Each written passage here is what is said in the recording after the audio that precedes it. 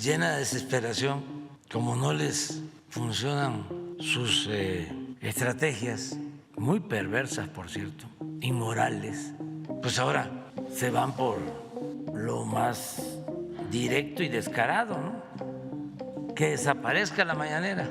Eso sí, hablan de democracia, de libertades, de pluralidad, de tolerancia, de que no quieren la polarización. No, claro que no quieren la polarización, quieren la hegemonía, quieren ser ellos nada más, los únicos. Yo hice 100 compromisos y solamente me queda uno, que es ese, ¿sí? 99, pero además estoy haciendo cosas a las que no me comprometí, muchísimas más, y me siento muy orgulloso, solo de dos cosas, que ya hasta me puedo ir tranquilo mañana. Una, que contribuí a que cambiara la mentalidad de nuestro pueblo con la revolución de las conciencias. Y lo segundo es que estoy muy contento porque a pesar de la pandemia se redujo la pobreza en México en el tiempo que llevamos en el gobierno y se redujo la desigualdad. El pueblo de México quiere la democracia participativa, no quedarse solo en la democracia representativa. Por eso no extraña el que en las encuestas la gente esté a favor de que se lleve a cabo una elección de jueces, de magistrados, de ministros. La mayoría quiere eso. Ustedes me van a juzgar, pero no olviden que todavía falta que a ustedes y a mí nos juzgue la historia. ¡Viva la dignidad! ¡Viva México!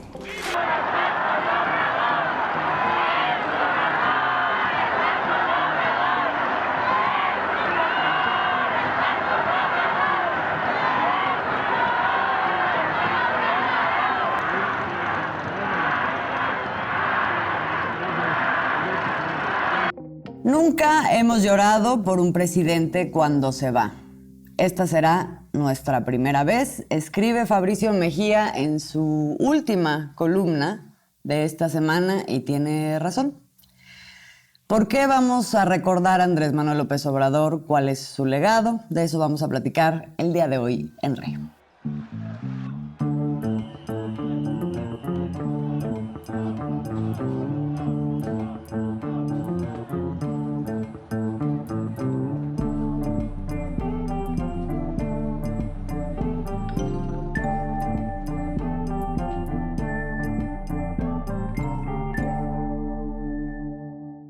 Bienvenidas, bienvenidos a una emisión más de En Re. Somos Alina Duarte, Oscar Camacho y su servidor Azul Alzaga, ya otra vez juntos y no a la lejanía, para poder platicar a unos días de que termine la administración del gobierno del presidente López Obrador, algo que se veía por mucho tiempo como imposible, muy lejano en tantas cosas que han pasado en este país en los últimos 6 años.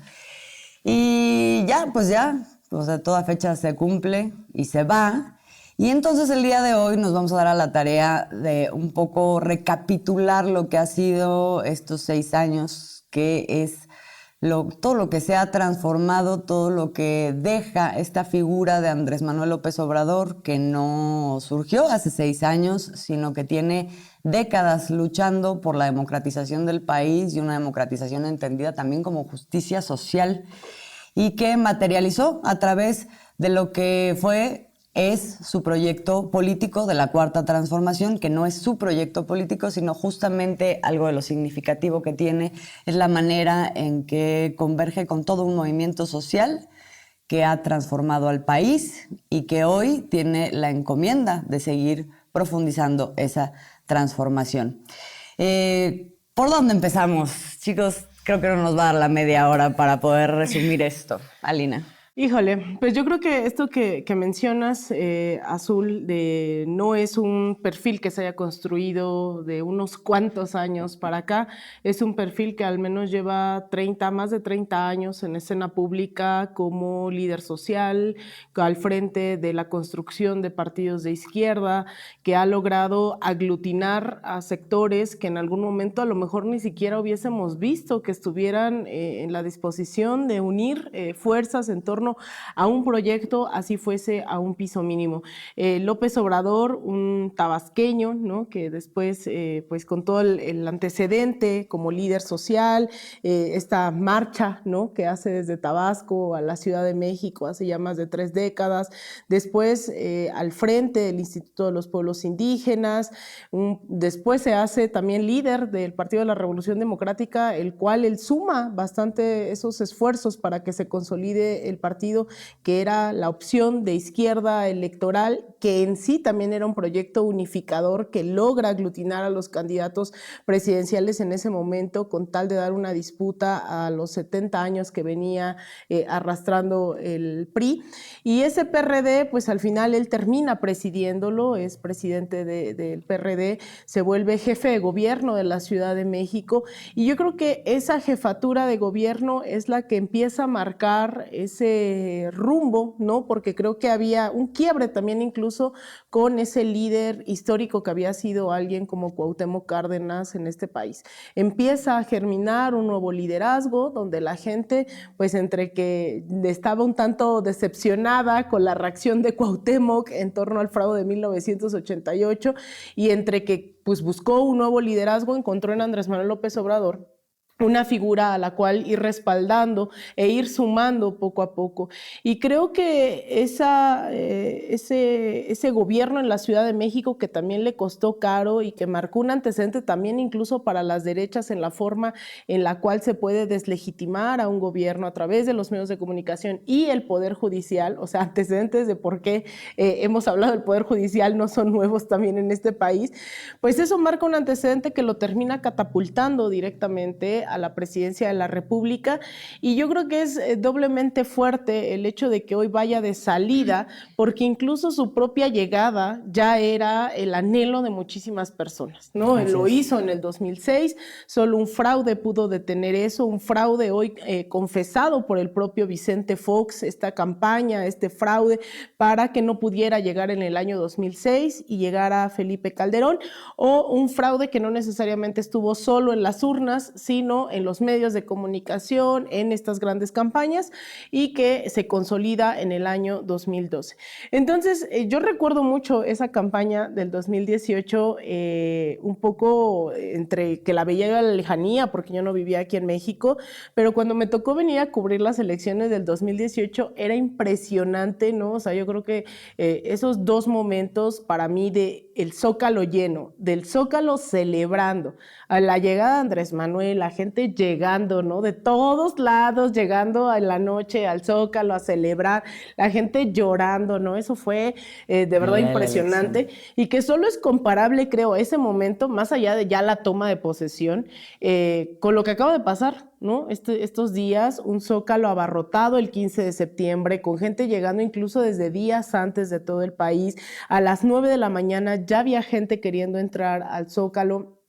Conforme fueron pasando las horas, gente de todas edades, era impresionante. Yo, la verdad es que... Yo recuerdo mucho ese día, toda la gente que íbamos al Zócalo en metro, con esta incredulidad frente al hecho de que sí le iban a dejar, ¿no?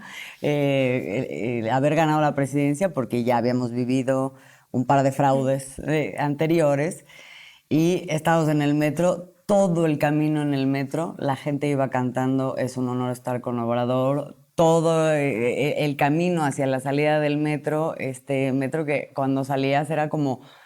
Te daba la impresión como si estuvieras entrando a un gran concierto, ¿no? Porque toda la gente cantando y ahí la gente llorando. Una sensación, digamos, de unión colectiva que no se había vivido. Y creo que sí es a la luz de lo que estás contando, Alina, es muy comprensible, digamos, cómo Andrés Manuel López Obrador se llega a convertir o llega a traducirse su figura en la representación de toda esta indignación social que se fue acumulando por mucho tiempo. Pero lo que luego resulta más impresionante es cómo esta indignación social se va traduciendo también en una nueva esperanza a lo largo de estos 6 años, que hoy se ha convertido en agradecimiento. Y eso ya es otra cosa cuando hablamos del gobierno del presidente Andrés Manuel López Obrador. Sí, yo no coincido con Fabricio de que sea el primer presidente al que se le llora. Creo que con Cárdenas, Lázaro Cárdenas, vimos imágenes también dramáticas, pero en lo que creo que quiere decir él, coincido plenamente, en que ha sido el mejor presidente de México, sin duda, ¿no? Creo que es lo que él quiere decir cuando dice es el primer presidente al que le lloramos, ¿no? Hay una cosa que creo que sí distingue al general Cárdenas de Andrés Manuel López Obrador, que es el hecho de que él se fue de la presidencia, pero ahí estaba. Y se sabía que ahí estaba. Y Andrés se va y se va. Todavía no sabemos, es especulación. Hay que ver si se va. Bueno, hay que Esperemos que sí. Hay que ver si uno cree lo que él dice. Hasta este momento todo lo que ha dicho lo ha cumplido. Sí, pero vamos a ver, hay cosas que no podemos adelantarnos. Para hacer la diferencia real de si es cierto o no es cierto, hay que esperar que suceda, ¿no? Yo confío en que su palabra sea cierta, muy cínico. porque ya no lo necesita, porque ya ha dado muestras de todo lo que ha hecho por este país, ¿no? O sea, yo no creo que lo vaya a hacer, que vaya a querer seguir interviniendo, no creo que, o sea, yo sí creo en su palabra, efectivamente, no tengo ninguna duda, pero todavía no ocurre, ¿no? Es decir, Sí, pero, vamos a esperar a que ocurra. Bueno, digamos, también es parte de lo que él mismo ha manifestado, Sí, que sí, es sí, sí. su legado, que es una cosa extraordinaria e inédita dentro de los movimientos de izquierda. ¿Tú qué piensas? O sea, yo sí creo que, o sea, esto que dice Andrés Manuel lo hizo cuando fue jefe de gobierno, ¿no? Que ya no se mantuvo presente, que se va. Y yo creo que también en algún momento, yo sé que hay mucha nostalgia dentro de muchas personas que dicen que no se vaya. Ese fue el sonar en el Zócalo, ¿no? Sí. El no te vayas o el gracias, asumiendo que se ha cerrado un ciclo. Y en algún momento uno dice, ¿no? Con todo este gobierno, y me daba mucha risa porque yo entrevistaba a la gente y me decía, pues yo sí quería reelección, ¿no? Y demás, pero también cuando uno ve estos liderazgos hacia el sur y que dices, ¿por qué no se fueron en su momento? Es cuando dices, Andrés Manuel lo tiene claro, ¿no? Porque muchos de estos liderazgos que aportaron también de forma inédita en sus procesos de transformación, que le abrieron la puerta a los sectores históricamente pues olvidados, excluidos, y que ahora todo se centra en esas figuras, es como ya por favor, ¿no? Ya necesitamos ese relevo que aquí se ha tenido que forzar también, ¿no? O sea, a mí me impresiona digamos, la necesidad ante esto, que yo sí creo que pues va a pasar, ¿no? Ya veremos efectivamente, pero yo sí veo que Andrés Manuel dice me voy, y eso implica que entonces el partido, Morena, ¿no? Tiene que pues echar toda la maquinaria a andar para hacer partido antes de que se vaya Andrés Manuel, que la verdad es que es impresionante.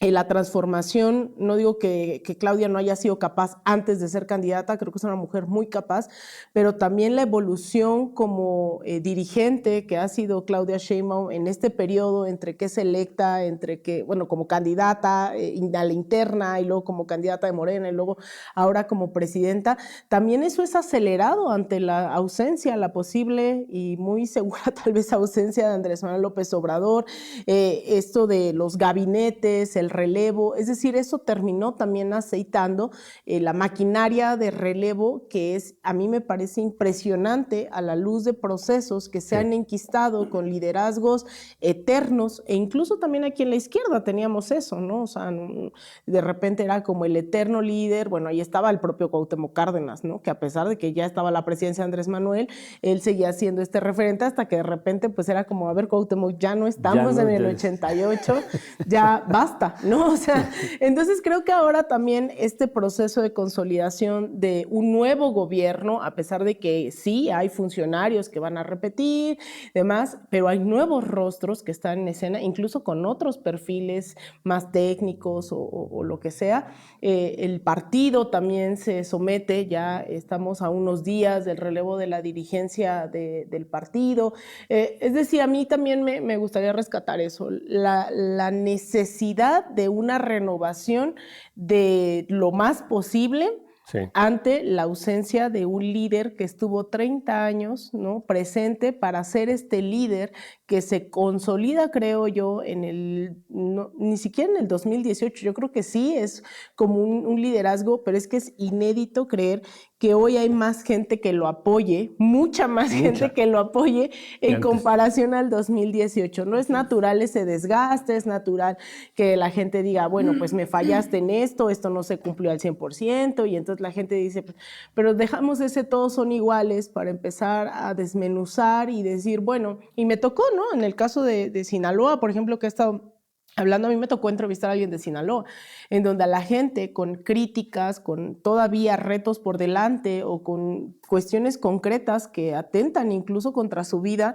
la gente dice, a ver, es que esto se puede solucionar, ¿no? Y estaba ahí el 15 de septiembre toda una familia de Sinaloa, ¿no? Cuando estamos viendo también lo difícil que es y que la gente esté ahí, creo que ha cambiado bastante también en ese sentido. Por eso yo decía que había una segunda cosa muy, muy inédita y muy extraordinaria de la figura de Andrés Manuel López Obrador, que tiene que ver con su gobierno, este llorar de ahora, este agradecimiento que es muy poco común, muy poco, o sea, o de plano nada frecuente cuando se va un presidente que... Nosotros sí le llorábamos, ¿no? Pero de coraje, ¿no? Pero, sí, o para rogarles que ya se fueran. Que ya se fueron. No, o sea, nos dejaban en este país llorando, pero de rabia. Claro. Sí, no, bueno, una imagen muy representativa de esas grandes despedidas justo se da en el grito, que es el último grito 15 días antes de que se vayan los presidentes. Y bueno, esas imágenes sí se han quedado marcadas en la historia, como a Felipe Calderón le apuntaban, ¿no?, con rayos láser, le gritaban asesino, a Enrique Peña Nieto también, o sea... Esto que vivimos hace una semana en el grito... Y Salinas y Echeverría y López, o sea, todos salieron en medio de abucheos en el Zócalo. Todos, como ladrones que fueron. Sí. Y eso que vemos hoy, pues es una cosa muy distinta que tiene que ver con algo que también retomaba Fabricio Mejía en esta... perdonen que lo evoqué tanto, pero es que justo escribió una columna sobre esto que sintetiza el sentimiento que hoy se tiene. Y es el hecho de haber pues cumplido lo que se prometió, cosa que cuando uno lo escuchaba en 2018 decía incluso, bueno, no sé si importa que cumplas todo, o sea, con que llegue alguien que sea más honesto y todo, pero lo que ha logrado Andrés Manuel es de verdad extraordinario, no solo para los mexicanos, también para el mundo, y creo que vale la pena recordar un par de cosas aquí. Oscar, ¿por dónde empezarías? O sea... Yo empezaría contando algo de cuando que delinea muy claramente ese carácter de Andrés Manuel, porque es algo único. Cuando él era niño, decía a su mamá que a veces solamente aprendía dándole nalgadas, ¿no? Y entonces le tenía que dar nalgadas como para que entendiera que tenía que hacer las cosas como decía la mamá. Habla de lo que después, posteriormente, fue como un signo de lo que él ha sido, y que incluso hay una canción que hace referencia a eso, que es la canción del necio, ¿no? Entonces mucha gente lo tiene ubicado precisamente como una persona necia, y algunos se lo critican porque dicen que es cerrado y que no entiende otras opiniones, pero la realidad es que esa necedad la ha reflejado en la permanente lucha, una lucha de 30 años, como tú dices, para cuajar un proyecto político en favor de los que menos tienen en este país. O sea, ha sido una virtud esa necedad de Andrés Manuel López Obrador en decir, vamos a cambiar este país para beneficio de los que menos tienen, vamos a cambiar este país, vamos a cambiarlo. Hay que recordar que muchos también, eso es una parte, digamos, que tenemos que recordar. Andrés Manuel pierde porque le roban la presidencia en el 2006 con Calderón, sigue su movimiento, pero ya para el 2012, cuando vuelve a perder, digamos, por segunda ocasión, también eso hay que decirlo, la mayor parte de quienes hoy están con él y le dan todo su apoyo y todo eso, lo abandonaron. Hubo un momento de soledad política de Andrés Manuel López Obrador impresionante. Entre los poquitos que se quedaron en la lucha con Andrés, porque decían, ya es un cadáver político. En el PRD decían, adiós, se acabó la época de Andrés Manuel, ya no tiene ninguna forma de revivir. Y los poquitos que se quedaron con él son Jesús Ramírez, que andaban con él visitando todo el país, Claudia Sheinbaum, sin duda, Martí Batres, César Yáñez, que fueron parte de su equipo. Pablo Gómez. No tanto. ¿Después? Sí, Pablo Gómez incluso, sí hay que recordar las cosas, llegó incluso a boicotearlo para que no fuera jefe de gobierno de la Ciudad de México, diciendo, él presentó Pablo Gómez una pero demanda estás ante el hablando, tribunal. ¿de qué época estamos Sí, por hablando? eso. No, yo hablo de 2012, cuando, por eso digo que él no es de los que se quedaron ahí con él, ¿no? De los que caminaron con él y se quedaron con la necedad de Andrés en el 2012, cuando él dijo, hay que seguir luchando, y cuando en el PRD mucha gente ya lo daba como cadáver político. Este grupito, Esquer, que fue su secretario particular, Romero Oropesa, ¿qué te gusta? 10 personas se quedaron con él y caminaron con él todo el país. Y solito llegaba a mítines donde había 3 personas. Clarita Brugada también estuvo ahí. Clara Brugada estuvo también ahí, sin duda, ¿no? Y llegaba a mítines de 3 personas y él decía, no importa, con 3 personas yo hago mi mítin. Esa necesidad lo llevó a la presidencia de la República. Porque cuando la gente se cansa de la corrupción priista de Enrique Peña Nieto y del PAN, voltearon a ver a Andrés Manuel y a decir, ha sido el único político congruente que ha mantenido el discurso contra la corrupción y por la igualdad social en este país.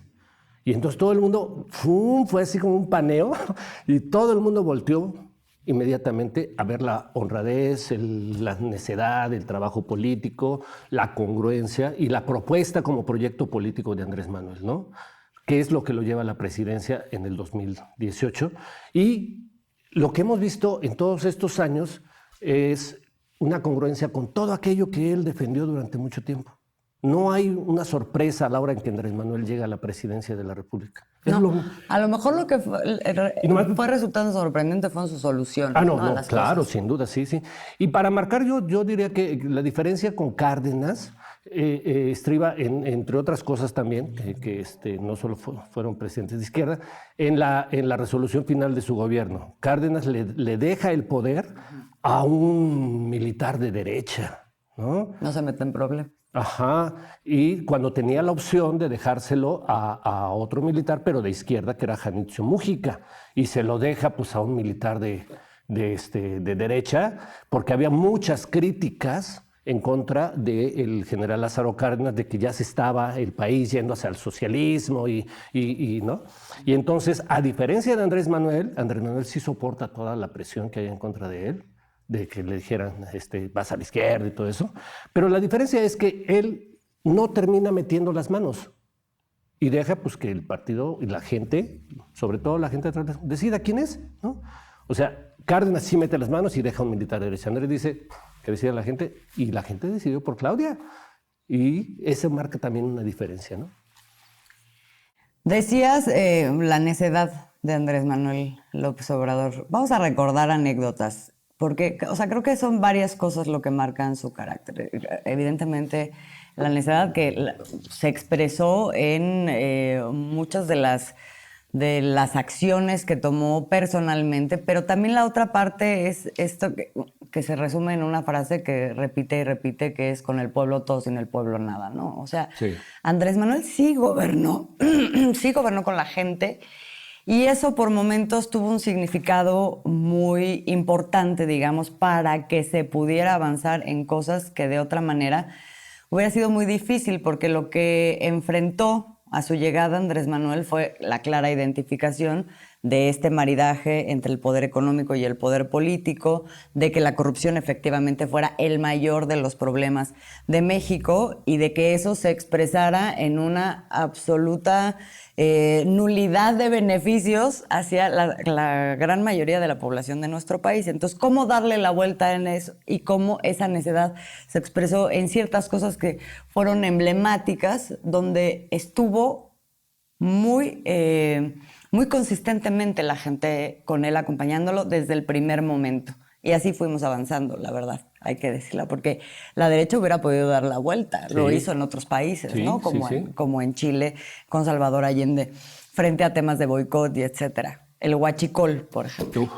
Sí, ese fue un gran momento. Medidas, híjole, es que hay tantas cosas, ¿no? Que marcan muchas rupturas en mucho sentido y hacer una lista va a ser trabajo de los historiadores.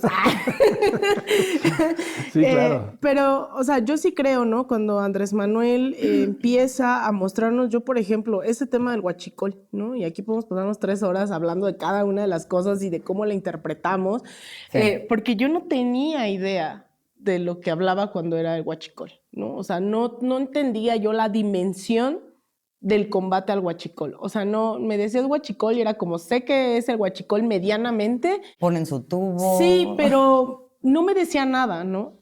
Y de repente ver lo que implicaba, ¿no? Que estaba hasta metido Vicente Fox en temas de huachicol. O sea, era como algo que él tenía muy a flor de piel porque, claro, ha recorrido los 300 distritos del país y entonces hay lugares, ahora que me toca ir mucho a Puebla, ¿no? Que de repente ves sobre la carretera que vendían gasolina y de repente, ¿no? O sea, como ese tipo de cosas, pero uno no dimensionaba hasta que de repente empiezas a ver las cantidades, los números o cosas también incluso tan brutales, ¿no? O sea, cómo se hicieron los negocios alrededor de eso en la vida de las personas, ¿no? De a pie. Como accidentes, como el que hubo en su momento con esta explosión, ¿no? Que costó bastantes vidas. Entonces, ese tipo de cosas a mí me tocó verlas en su momento en otros gobiernos de izquierda en América Latina, donde el propio Hugo Chávez con esta conferencia, ¿no? Por eso es tan importante la mañanera, él tenía el aló presidente y entonces decía, bueno, vamos a hacer, ¿no? Yo recuerdo mucho estas conferencias que hacía Chávez en donde decía, bueno, vamos a hacer hoy un tratado con China, ¿no? Y ponía un mapa y decía, China está aquí, y entonces así. Y yo recuerdo haber hablado con una académica venezolana y me decía, es que Chávez, yo sentía que Chávez nos trataba como idiotas, ¿no? Dice, hasta que entendí que no me hablaba a mí, que terminé la universidad, que soy profesora, ¿no?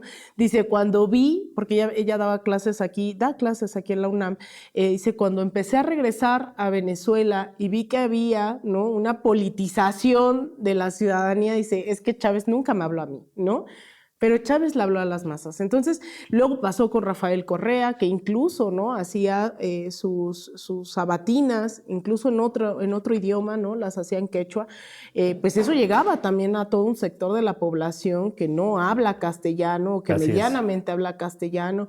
Y ver a un Andrés Manuel que habla tan coloquial, ¿no? Que habla, que le habla, ¿no? Esos sectores, pero además que tiene en su lenguaje, el lenguaje de los pueblos de todo el país, es impresionante, ¿no? O sea, es que aprendimos mucho desde que en Tabasco a una perrilla le dicen tutupiche, ¿no? O sea, como ese tipo de cosas, el que es el tamal de chipilí. La papaya esta especial, ¿cómo se llama también? ¿No? O sea, ese tipo de cosas que interpelaban directamente a la población, una población que demostró que lo que hacía falta era una voluntad comunicacional también de sus dirigentes para entender el momento en que se vivía. Entonces, tú tenías que el canal de Andrés Manuel López Obrador fue el canal en habla hispana, en castellano, más visto, ¿no? En todo el mundo, porque ya no solamente, y vengo aterrizando en Santiago de Chile, y fue impresionante porque la gente allá me decía, yo veo las mañaneras.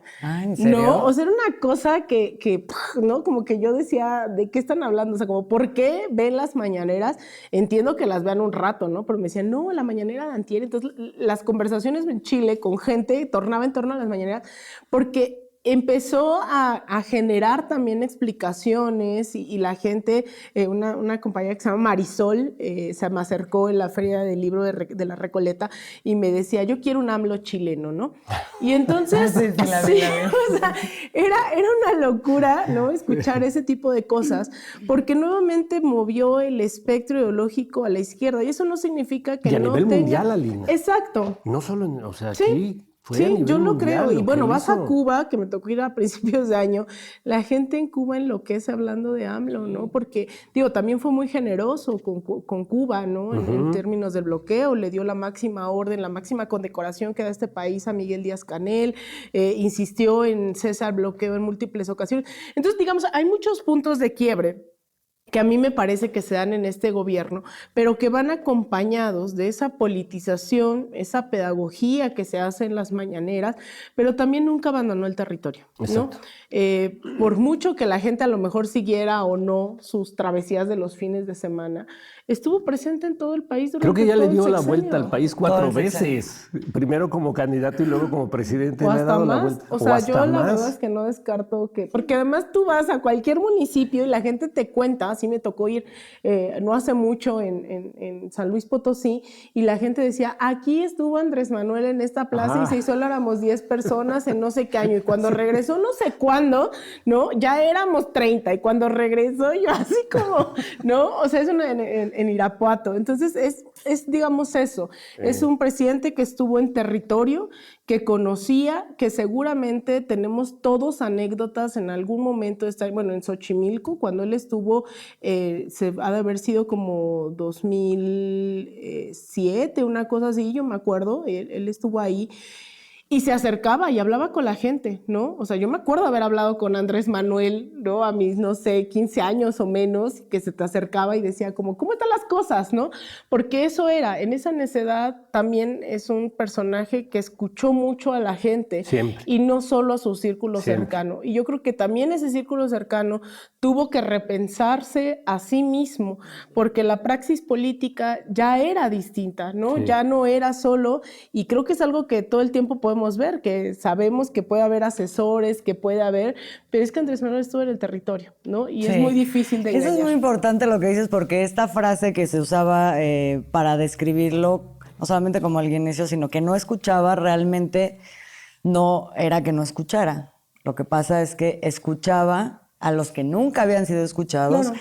y no escuchaba a quienes siempre habían tenido el Claro. privilegio de tomar definiciones porque podían A los tener... Aguilares Camilo, a los Krause, Exactamente. todo ese círculo intelectual que se decía Eso que eran cambió los- por completo. Total. Pero otra cosa que acabas de decir me acaba de resonar muchísimo, porque esta pedagogía de Andrés Manuel, donde le habla a la gente en procesos y en cosas que suceden que de pronto en muchos lugares se puede ver identificada la gente, ¿no? Y que no sabían de cosas, de cómo funciona un gobierno, cómo funcionan ciertos procesos, de los que no te hablan y que nada más tú estás pagando, digamos, los platos rotos de una forma de hacer política o de otra forma de hacer política, pero no te lo puedes explicar bien. Andrés Manuel permitió que nos pudiéramos explicar muchísimas cosas que de otra manera jamás hubiéramos entendido.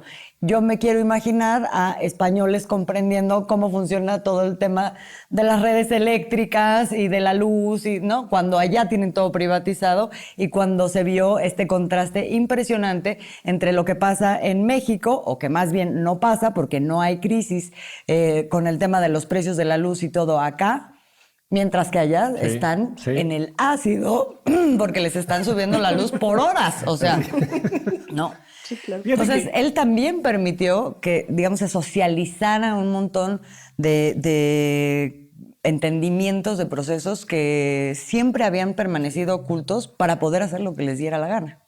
Sí, yo rescataría de él, hay algo que yo creo que de eso se deriva mucho esta necedad y esta visión transformadora que también es otra de las grandes características de Andrés Manuel López Obrador, para ver cosas que luego se piensa que ya están como dadas y como hechas, ¿no? Y que ya no pueden funcionar de otra manera.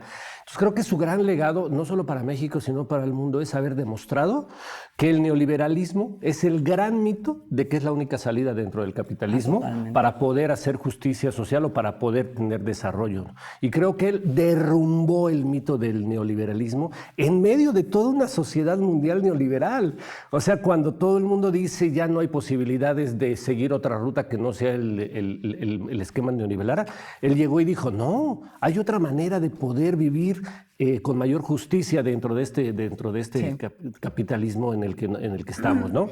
Entonces podemos hacer transformaciones importantes, no solo en materia económica, en materia social, en materia política, en materia de la lucha contra la corrupción. Sí podemos, y creo que él viene a derrumbar el mito y a decir, señores, escribamos otra vez la historia, porque la historia no ha terminado, ¿no? Y como parte de todo eso hay algo que yo sí quisiera señalar, que no comparto la idea de quienes dicen ya que se vaya. Yo no la comparto porque creo que es otra vez parte de esas culturas como priistas. Eso de que los presidentes se tengan que ir y ya no puedan ni decir una palabra, ni nada, es parte de una cultura priista. O sea, ¿por qué se tendría Andrés Manuel que ir si podría platicar con Claudia en un marco de respeto, en un marco de, oye, yo vería normal para mí que una presidenta como Claudia, fuerte, electa por 36 millones, se reuniera libremente con Andrés Manuel y pudieran platicar de los problemas de este país? O sea, ¿por qué en un momento determinado, por esa cultura priista que traemos a partir del maximato de que un presidente ya no habla del siguiente sexenio, ¿por qué aplicarla para un presidente que ha sido extraordinario y el mejor de este país? Si podría platicar libremente sin que se piense en la cultura, como parte de la cultura machista de que, ay, si habla con Claudia, ya Andrés Manuel es el que está decidiendo y no se va. Pues qué padre que no se vaya. A mí me encantaría que se quedara en el marco de un respeto absoluto con la nueva presidenta. Creo que siempre también ha dado muestras de tener ese respeto, pero a mí me encantaría que siguiera siendo un personaje. No, vaya, a mí también, pero no. A mí sí me gustaría. Yo no le veo nada de malo en que pudiera tener diálogos permanentes con Claudia Sheinbaum sobre los problemas del país. Y la decisión, evidentemente, estaría en manos de Claudia, pero escucharlo, hablar con él, ¿cuál es el problema? O sea, ¿por qué también no romper en esa parte con esa vieja cultura priista, no? Es más bien tiene que ver con su figura pública, ¿no? Porque no estamos hablando de un presidente, cualquier presidente, estamos hablando de el presidente reconocido como el mejor presidente, exacto. Y, o sea, uno de los mayores liderazgos históricos que hemos tenido, si no es que el más. Sí, el más. Y en América Latina también. O sea, no sé si fuera sencillo. No. Digamos, eso sí no. Por ejemplo, para una Claudia Sheinbaum gobernar, ¿no? Con esa figura. Creo que no es. O sea, creo que es complejo, pues. Sí. Aunque, por supuesto, a mí también me gustaría que estuviera más cerquita. Ahora que se hacen una encuesta. ¿Puede platicar Claudia o no con Andrés? No, podemos verlo nosotros. Podemos ir a su casa. No sé, ya nos lo prohibió. No, pero sí es, vaya, es interesante. Estamos como hablando del personaje, ¿no? Incluso en términos ya históricos que ha significado Andrés Manuel, lo que se ha avanzado y que también ha permeado dentro de la vida muy concreta de millones de mexicanos y mexicanas. O sea, no es un amor ciego, ¿no? Y de admiración así vana. O sea, es que le transformó la vida a un montón, a millones de mexicanos y mexicanas. Sí. Estas cifras que, bueno, ya constataremos seguramente a fin de año, el próximo año con el Coneval, pero que el Banco Mundial haya salido a decir que sí son 10 millones de personas las que han salido de la pobreza y no solo 5, ¿no? Que ya habíamos hablado, o sea, es impresionante porque la gente hoy está comiendo en este país, ¿no? Cosa que no podía ser. 1 de cada 4 hogares recibe un programa social, los jóvenes se han creado múltiples universidades. No, perdón. 3 de cada 4, Elena. 3 de cada 4. 3 de cada 4 hogares reciben un programa social en México. O sea, todo el tema y además eso, además yo le he dado vueltas mucho a este programa de Sembrando Vida, como los últimos días, porque a mí me impresionó, ahora que estaba en Caracas, que más del 90% hoy de la comida lo que se come en Venezuela es producido, el 94% es producido en Venezuela. O sea, digamos, el bloqueo llevó a que se desarrollara todos los medios de producción y demás en lo interno, ¿no? Así sea en materias primas. Pero cuando pensaba en Sembrando Vida, es que está pasando en realidad el acrecentamiento también de la soberanía alimentaria en este país y creo que no lo hemos dimensionado, así como ya dimensionamos que los programas sociales son derechos ahora, ¿no? Creo que el tema de la soberanía alimentaria, soberanía energética, la soberanía en general, ¿no? Los saltos que se le han puesto e incluso que sin negar la hegemonía estadounidense, el hecho de que ahora también nosotros seamos el primer socio comercial de Estados Unidos, sitúa en otro punto de quiebre en la relación con Estados Unidos, ¿no? No estoy diciendo que ya no haya presiones o etcétera, etcétera, pero también coloca la relación México-Estados Unidos en otro momento. Entonces, claro, como el momento que se vive hoy en México con menor desempleo dentro de la región, con los índices de inflación, es impresionante salir de este país y ver los precios que hay. Digo, la Ciudad de México en particular es carísima, ¿no? Porque uno sale también fuera de la Ciudad de México, y son otros precios, ¿no? Pero en general salir del país, el tema de la inflación, el encarecimiento de la vida es brutal, la gente quedándose hoy sin hogares en el resto del mundo, o sea, sí hay un contrasentido, mientras aquí se elevó en más del 100% el salario mínimo, que era uno de esos grandes mitos del neoliberalismo de los que se hablaba de, entonces no, porque va a venir la inflación y se les demostró que en lo absoluto eso no iba a pasar, pero yo sí creo que en esta misma inercia tendría que llevarnos, y sobre todo lo digo como en plural, pero muy en plural, a las y los mexicanos no solo a no soltar o a quedarnos con esto que fue, el presidente lo dice, los cimientos, ¿no? Yo creo que todavía hay cimientos en ciertas materias que dices, híjole, nos podemos caer, ¿no? Pero, por ejemplo, en estas medidas que son profundamente antineoliberales, que es el tema del salario mínimo, ¿no? Vivienda. El tema de la vivienda. Yo sí creo que tenemos que seguir presionando para que no se vaya al congelador el tema de la disminución de la jornada laboral, ¿no? O sea, es algo que ahorita con el nivel de aprobación que tiene Claudia Sheinbaum, la legitimidad que tiene el gobierno, la legitimidad del proceso, es que son esos ahora o nunca, ¿no? O sea, porque no sabemos en un año, no sabemos en 2 años qué pueda pasar, pero que ahorita los empresarios que además se enriquecieron durante estos años pueda permitir, ¿no? O sea, eso yo creo que sería algo también que tenemos en lo inmediato, ¿no? Que poner sobre la mesa. Y bueno, ya el liderazgo de una Claudia Sheinbaum, a mí, vuelvo a decir, me impresiona bastante cómo ha agarrado todo, ¿no? Cómo ha estado ahí. Y también, bueno, supongo que el nivel de información de estar en esta transición que no se había dado nunca en este país, de los dos, el presidente saliente, la presidenta entrante, pues también le coloca en otro. Entonces, yo creo que ahí también vamos a ver muchas cosas que hay por delante y sobre todo pues el gran pendiente de esta administración, que es el caso Ayotzinapa, ¿no? Que ya estamos también a unos días de que se cumplan 10 años. Que el mismo presidente lo ha reconocido, ¿no? Que sí es un pendiente. Y ahí, o sea, yo creo que, digo, hay cosas que hay que seguir ahí presionando, pero bueno, esta administración se va como una administración histórica. Además era impresionante, desde el 15 de septiembre fue ratificar que ese 73% que dicen las encuestas que tiene de aprobación el presidente no son números, ¿no? O sea, son personas que estaban ahí, que viajaron. La cantidad de gente que vino del exterior, no solo de otros estados, que vino de Estados Unidos. También al informe, ¿eh? O sea, hace 15 días y ahora el 15. Entonces, bueno, ahí hay eso, ¿no? La aprobación no es algo así en el éter, la aprobación es algo muy concreto que hay que aprovechar, insisto, estos niveles de aprobación, de legitimidad para seguir impulsando reformas. Ya se anunció que pareciera una segunda parte de la reforma judicial, lo cual me emociona mucho con las fiscalías y demás. Entonces, yo creo que en esos ahora o nunca también creo que van a ser histórica, ¿no? Esta transición. Pues sí, nos vamos a ir cerrando. Creo que esto que mencionas es entrañable y es muy importante porque si se va una figura histórica, se cierra un ciclo dentro de otro gran proceso, que es el de la transformación, como menciona Lina, y desde ese punto de vista no nos quedamos con la figura de Andrés Manuel López Obrador como como la representación de una nostalgia, sino de un legado. Así es, exacto. Sí, yo creo que... Y un mandato también. Sí, es el mandato para las futuras generaciones de Morena y de la Cuarta Transformación.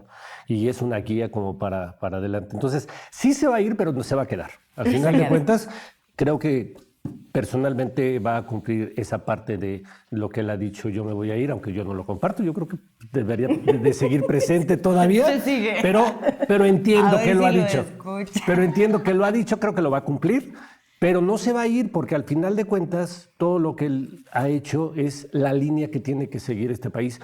Y quienes piensen que en un sexenio se corrigen 30, 40 años de neoliberalismo y que destrozaron este país, pues no. Yo creo que debe haber cuarta transformación para rato, con la línea que ha marcado Andrés Manuel y con las aportaciones, evidentemente, que tendrán que haber con los próximos, con la próxima presidenta, que sin duda, yo no tengo ninguna duda también en eso, que vendrá a ser nuevas aportaciones. Que viene a la cuarta pisando fuerte, sí. ¿no? Y los siguientes que sigan adelante, ¿no?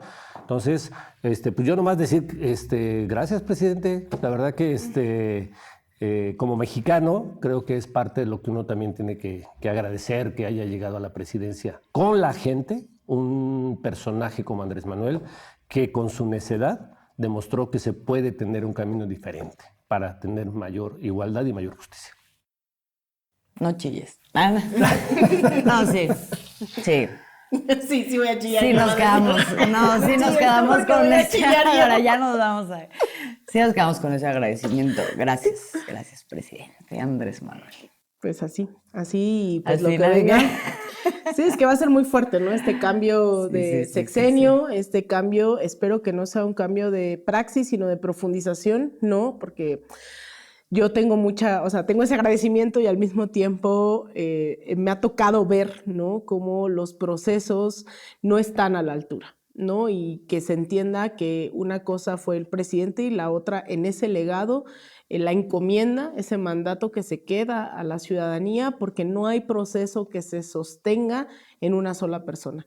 Entonces, Totalmente. Creo que más bien lo que viene es poner a prueba estos primeros 6 años para que la gente vea si realmente está dispuesta, ¿no?, a seguir en el legado, desde organizarse en sus colonias, pueblos y barrios, pero también exigirle, ¿no?, a los representantes populares, porque pusieron la vara muy alta y muchos nadaron de muertito haciendo lo que ya les habían puesto ahí, ¿no?, que no es menor que voten, porque es el mandato también, las reformas que ya están, pero también hubo un montón de gobernadores, un montón de alcaldes, un montón de gente que se la llevó tranquila porque estaban bajo el manto de López Obrador.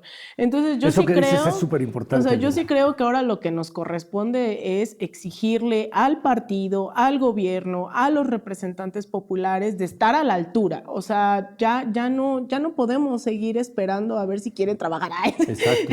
o que hay gente que empezó a repetir cosas del presidente López Obrador que mientras él lo ejercía en la praxis, esto se volvió un discurso, ¿no? Entonces, te digo, a mí me ha tocado ver en otros países, pues, la burocratización de procesos que tenían un ímpetu revolucionario, ¿no? Y que de repente se quedó en uno que otro que dice, ay, no, es que esta dependencia es mía, es que este escaño es mío, ¿no? Y el poder soy yo. Entonces, o sea, sí vengo así como entre la nostalgia y entre el miedo y el desespero, ¿no? Porque yo sí creo que no tenemos tiempo. O sea, creo que las reparaciones de estos 30 años de neoliberalismo vamos de verdad en pañales, ¿no? Y se logró un montón porque durante todos los otros gobiernos habíamos visto desmantelar el Estado, privatizar los recursos, disminuir el salario, acrecentar la inflación, aumentar la violencia, aumentar... Entonces, de repente, cuando empezamos a hacer retroceso, ¿no? O sea, como que esto se vio así de, ¿qué es esto? Como que se puede, ¿no? Wow, sí. Entonces, de repente, nacionalizas el litio, recuperas la industria eléctrica, aumentas el salario mínimo, o sea, empiezas a ir a contracorriente, pero eso ha sido también mucho por el impulso del presidente. Entonces yo creo que sí corresponde hoy a la gente tomar esa transformación en sus manos, porque no hay otra solución, o sea, no hay otra forma de que se garantice más que, o sea, esto no es una cuestión de fe, ¿no? No es una cuestión incluso de votar es lo mínimo necesario para alcanzar estos horizontes. Entonces las tareas para Claudia Sheinbaum en el tema Ayotzinapa, Ayotzinapa, en el tema de la seguridad, en el tema migratorio. Yo creo que son muchas, pero también yo creo que como sociedad estamos obligados y obligados Crucial. a no bajar la vara, ¿no? Crucial. Sino a seguirla levantando, pero entre todos. Es crucial. Entonces, soy el meme de la niña esa que grita así. Pues yo creo que nunca mejor dicho, y con eso, con ese mensaje de Alina Duarte nos vamos a quedar. En esta ocasión hay responsabilidades que son compartidas y ahorita hay como mandato justamente pues no soltar, porque para adelante falta mucho todavía. Así es. Nos vamos, somos Alina Duarte, Óscar Camacho y Azul Alzaga. Les agradecemos muchísimo también por acompañarnos siempre. Nos vemos la próxima ocasión aquí en RE.